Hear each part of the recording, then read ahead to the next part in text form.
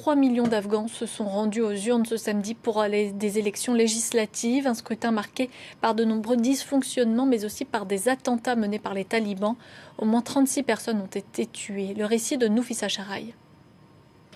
L'heure est au dépouillement après une journée d'élection ensanglantée. À Kaboul, des explosions dans des bureaux de vote font une quinzaine de morts. En tout, une dizaine d'attaques ont été signalées pour cette journée d'élection. Les talibans et l'État islamique avaient averti.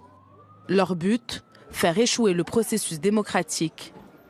C'est donc au péril de leur vie que ces citoyens sont allés voter. Malgré les menaces pour la sécurité, j'ai participé aux élections dans l'intérêt de mon avenir et de mon pays. Les électeurs désignent les 250 députés de la Chambre basse du Parlement.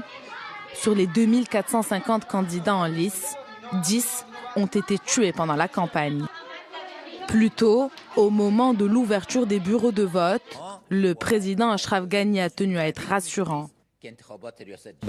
D'après le rapport que le représentant spécial des Nations Unies en Afghanistan a présenté à l'ONU, les préparatifs pour les élections ont été les plus réussis.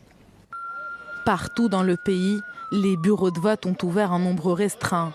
Sur les territoires contrôlés par les talibans, 2000 centres sont restés fermés. Sur les près de 9 millions de personnes inscrites, un tiers s'est rendu aux urnes. Les résultats